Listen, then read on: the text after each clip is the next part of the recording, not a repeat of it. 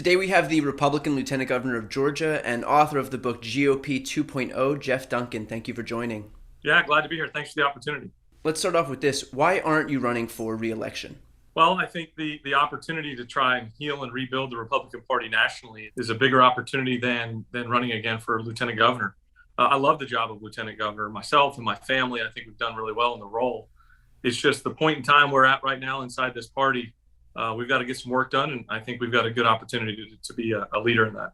Well, doesn't you choosing not to run basically just cede that ground to the very bad faith actors that you claim to oppose within your party? Like, shouldn't you wage a fight precisely so that they can't overtake the GOP? No, I don't think so. I mean, certainly there could be those that translate it that way, but there's a number of folks across, kind of multiple platforms that have announced to run for the job of lieutenant governor. At this point, we kind of it's also a bandwidth issue, right? If I'm going to heal and rebuild this party and be a part of the effort, there's only so many hours in the day, and I certainly don't want to serve two masters and not be good at either one. And so this is an opportunity for us to take a step into this direction. And what makes you think that you can pry the Republican Party away from Trump? Like, the party's got two people that are willing to buck him. That's Adam Kinzinger and Liz Cheney, basically, in Congress. How do you look at that and gain any confidence in what you're doing? Well, one, I believe in the weight of reality. In my opinion, the weight of reality is always right. Sometimes it takes a little longer than normal. I think that America and this party specifically is starting to come to grips with that reality, and that is there was no election fraud. Unfortunately, Donald Trump missed a layup, and now he's blaming the entire stadium for that missed layup. But we got to move on. And look, I believe this is a center-right leaning country. There's folks with us on 7, 8, 9 out of 10 issues that don't vote for us anymore. And, I think we need to create a safe place for even those folks to call home and have discussions about some things around immigration and conservative gun policies and all types of issues that are out there that we need to have conversations about and not arguing matches. You obviously, acknowledge that the 2020 election was free and fair and didn't have any widespread fraud that wasn't, connected to the big lie that Trump was pushing. Would you agree that these voter integrity bills across the U.S. are in response to that big lie that the election was stolen? Yeah, so I've been very vocal on this, especially in Georgia, right? We had a couple of different versions of the bill that floated through. Some of them I actually left the chamber at one point. I was so disgusted at kind of some of those efforts. It was almost a hat tip to Donald Trump and those out there. And look, ultimately, I think a lot of the ideas in the final version that we had here in Georgia were actually bipartisan ideas. Many of those measures that we actually passed through bipartisanship, but then they got individually siloed in committees in other parts of the Capitol, and then an omnibus bill came forward. So look, if I'm grading the final version of that bill, it's probably a B. Some great things that happened that both parties agreed during the hyper-focus period of time. There's some things I just totally disagree with that I thought were poorly timed. I thought they were misfocused, taking punitive swipes at Brad Raffensperger, who really did nothing wrong but fall into Donald Trump's scapegoat path. And then the food and water situation I thought was a ridiculous step in the wrong direction. There's no way to message that. Even if you give me the craziest of scenarios where somebody's baiting somebody's vote with a prime rib and a cold beer, that's illegal already. Mm-hmm. So I thought there was some things that we could have done differently. How are certain elements of this acceptable in the sense that it gave voters less time to request absentee ballots? It made it illegal to mail absentee ballot applications to voters. It reduced drop boxes, which would go from 94 in the 4 most populous counties down to 23, all of which obviously trended blue. No, as you mentioned, no food or water. It gave the Republican-controlled legislature the ability to suspend county election officials. It gave them the ability to have more control over the state elections board. Again, as you mentioned, it took Brad Raffensperger away from being a voting member of the state elections board. So even if it did have bipartisan elements of it, how can you look at broader context of this bill and I guess support it? Yeah. So look, I've talked about this often. I do think there was a number of good things, like we talked about previously, that were bipartisanly approached. The way we counted absentee ballots. I mean, the period of time between the election and between the 10 weeks essentially of chaos that maybe continues to swirl around at times, it really gave us an opportunity to examine and look for ways to modernize how quickly we count those absentee ballots. We went from, I think rough numbers, 230,000 absentee ballots to 1.3 million and looking at in those nature. But so at the end of the day, I give this analogy. many of those measures in the bill were good, and some of them were I believe, overreaches, in timing. This would be like the Atlanta Braves having a losing season and raising ticket prices the next year. It just isn't really good timing. Many of the measures did make us more efficient, but I continue as a Republican and one that's trying to reform our party's focus and direction. I continue to tell folks, look, it's time to move on. That election was free and fair of any systemic fraud, and there's nothing that we're going to do that's going to change any sort of outcomes, nor should we change any sort of outcomes. That was really one of the areas of focus in my book, was really talking about, there's an area where I spent a lot of time doing this, and this wasn't like imaginary dream stuff. I really played out what would have happened if we would have held a special session and sent a different set of electorates to DC. What if we would have allowed the narrative to play out through my voice or the governor's voice that there was some sort of fraud? I mean, we would have had chaos in the streets, maybe still to this day, because we would have disenfranchised millions of voters. That's just that was scary when I started to write that chapter. By allowing some of these measures, which have been passed in SB 202, that were a direct result of the big lie, giving the Republican-controlled legislature the ability to replace county election officials, which is ripe to be used nefariously, isn't going to lend itself to that exact scenario that you just outlined that you oppose? Well, I certainly hope not, because just like you and everybody else listening, I believe the voters ought to determine elections, and that's really where hopefully we put ourselves in a position. I hope to never be in the place that we were in Georgia, and to be, not because the president's, a president's ire or focus is on us, but just, look, I want each and every state to determine their own election. I want each and every state to be a campaign ground for folks to put their big ideas forward. And that was a very, very difficult time in Georgia. I learned a lot about people. I learned a lot about individuals. I mean, still to this day, to get folks to walk up to you at the grocery store that still think that there's some sort of, grand conspiracy, to know that you have extra security at odd times around your own house or family, is disheartening. But I got to tell you, I feel like the tide is turning. I feel like there's a majority of folks that are starting to move past any sort of, look, if whether you're Democrat or Republican, we've got to move forward as a country. We have real issues, right? I mean, certainly you probably talked about them every week on your podcast, but I mean, real issues that are bipartisan issues, right? Economies, COVID, Afghanistan. These are real issues that we need to find real solutions to.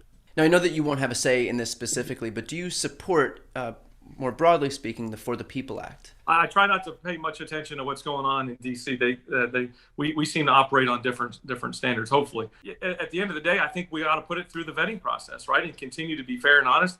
I think elections don't need to have partisan angles to them. I think that's a difficult place to be, and one of the reasons why I stood up so loudly early on in our voting process was one of the measures that they wanted to take away was no excuse absentee voting through absentee ballots. And when I did some deep dive homework on it, I realized that it was actually a Republican initiative in 2005, and many of the very people in the building that were working against it now were actually in favor of it then. And we can't make election law based on outcomes. We've got to make them about trying to create honest and fair elections and continue to keep that current. And look, some of the measures that are out there around the country are, and probably some being debated in Congress, are innovative ideas, right? We've got to continue to modernize our product, our election product, right, as we move across the country and move through time. We're obviously new technology. We need to make sure it's safe and secure, and certainly we've seen the hyper focus that goes on all these elections. So I don't know the ins and the outs of that bill. I know that it's moving through. It feels a lot like a partisan piece of legislation on both sides of the aisle. That one side doesn't like the other side. I hope folks dive into the details and put the policy over the politics on something as important as an election. I would push back against the idea that this is a partisan piece of legislation. I think the biggest element, of course, is that it would ban partisan gerrymanders. It would take dark money out of politics. I think that those are things that, on both sides of the aisle, people would be able to agree, whether it happens, in a state like Maryland or a state like Florida or North Carolina, that partisan gerrymanders clearly have one use in our democracy, and it's not to strengthen it. Yeah. Just from that process, we're in the midst of doing reapportionment here in Georgia, like every other state's working on, and we'll come back into special session in the fall and be able to work through that. My job as lieutenant governor, I'm actually not a voting member of the Senate. I'm the presiding officer, and really my role is been to try to make sure that we facilitate once again, a fair and legal process that follows the letter of the law and how we reapportion it, how we, make sure that we follow, like I said, the letter of that law. Would you vote for Trump if he ran again in 2024? I would not. Yeah, I would not. But I got to be honest with you, Donald Trump has 0% chance of being the Republican nominee or winning an election. I think an overwhelming majority of Americans and certainly Republicans are starting to wake up and realize whether you love him or don't love him, his approach is unwinnable. And we cannot afford to gamble on Twitter as our marketing strategy and come in second place again, which is code word for losing in politics. I think we're going to see a new brand come forward. Look, in full disclosure, I think there's a lot of things that Donald Trump did well during the 4 years he was there as a conservative. I think he led on some really great policies. He really put tax reform forefront. He put a conservative Supreme Court together. There was a lot of things that he did well, but there's a lot of things that he didn't do well. And as a business owner in my background, I try to improve my product every day. And we need to improve our product, and we need to get better. The book is all about that. The book really outlines this policy, empathy, and tone, my pet project. I think there's policies that make sense. I think we need to do it empathetically, and I think we need to do it with a better tone. If Donald Trump would have campaigned with a much better tone, with better empathy, and focused on his policy wins, he'd still be the president, but he didn't. Well, that was actually my next question. You do outline what you call the pet project, policy, empathy, and tone. All of those three are virtually absent in Donald Trump's GOP right now. And Donald Trump's GOP is the vast majority of that party. What gives you any confidence that this would resonate with anyone in your party, given the trajectory that it's going in right now? Well, I already feel the momentum building. There's folks literally all over the country, all 50 states, reaching out, finding us on our website at gop2.org. We're seeing all the book sales. We're seeing all the attention to the interviews. There's a vacuum of leadership inside the Republican Party, right? I get it. Donald Trump's popular. But there's going to be folks that come to GOP 2.0, the movement, not necessarily the book, but the movement from different channels. Some are going to be like me and just believe wholeheartedly we've got to do this from start to finish. There's going to be some that get there because they believe that the tone needs to be better. And then there's going to be some that are just going to get tired of losing, right? Think about this. There's going to be mayor's races and congressional races and governor's races determined not on did you vote for lower taxes, did you support your law enforcement officers, did you do all you could do to support our military? It's going to be simply based on did you support Donald Trump's conspiracy theories or did you not? And that's a terrible place for America to be. It's an even more terrible place for my party to be because we're not ultimately finding the best leaders. We're finding the loudest, proudest folks that Donald Trump endorses. And that's really where I think this is shifting. This policy over politics, I think, is really happening now because folks are wanting to gravitate towards adults in the room, right? Whether it's the way their kids are being treated in schools, whether it's the way that, that they're watching their local law enforcement officers, not, any sort of notion of defunding the police really is a negative connotation, whether you're a Democrat or a Republican. I think we're going to watch folks wake up and realize that are reluctant voters for Joe Biden because they're seeing the quick knee-jerk reaction in Afghanistan with an excuse-laden response.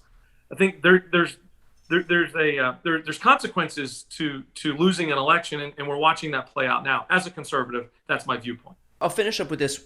What is conservatism to you? And I did ask a similar question to Adam Kinzinger when he came on, because we've seen that the Republican Party has claimed to have stood for states' rights, and yet we saw that Texas lawsuit seek to overturn the election results in 4 states, including your state of Georgia. We've heard that it's for fiscal responsibility, and yet the Republican Party added $7.8 trillion to the debt for family values, and yet they lined up behind someone like Donald Trump. So what is conservatism to you? Yeah, I take a stab at trying to define it. Obviously, that's a tough question, right? And those are certainly tenets. I believe the debt issue is a serious problem. I think it's a crisis. I talk about it in the book. I talk about but I lay out this thing called a policy prism in the eyes of what I believe a conservative approach should be. And one is the policies that we forgot to remind people of and we forgot to live out, right? Like fiscal responsibility. I think there's a policy set of areas that we need to start to move our feet on. Right? I think there's some things that we need to have some difficult conversations to steer them in a conservative direction, like immigration, right? As a Republican, I listened to this build the wall mantra for 4 years. That's not a policy. That's a project name, right? I think we need to start talking about border security, which I think Democrats believe in border security too. But we also need to have a parallel conversation about what you do with the 16 million undocumented folks that are here. Who's been embedded into our communities and into our economy, and who are the bad actors that don't need to be here? but we need to have those real conversations. Same with guns, same with all types of issues. And then I think this is the sweet spot for conservative policies and approach going forward. We need to be the party of ideas, positive ideas. And to me, that's the core principles to conservatism going forward, right? We've talked about how bad we dislike Obamacare for over a decade and have done nothing about it. If we could simply deliver a better or improved healthcare plan to Obamacare, I think we could take the hearts and minds of millions of voters across this country who are scared to death as small business owners who don't know what to do to offer insurance, or those families that are caught in those gaps that don't know how to provide proper or affordable health care for their families. If we could just deliver that solution, I think we could make great strides. If we could do a better job in delivering public-private partnerships, where instead of trying to own the idea as government, we implemented things like I call the 4 C's: churches, charities, corporations, and citizens. I want to earn folks in the middle's votes. I don't want to pander to them. And to me, that's the empathy part, right? We talked about policies, we talked about tone, but the empathy part is stop pandering to people that you want to vote for you and start asking them how you can help them. I guarantee you, if you sat down with enough single moms that have kids and multiple jobs, they're not going to tell you that they care about Democratic policies or Republican policies. They're going to tell you that they're tired of their kid walking by 3 drug dealers on the way to a failing school. That's the pathway of that mom's vote, is figuring out a solution to that.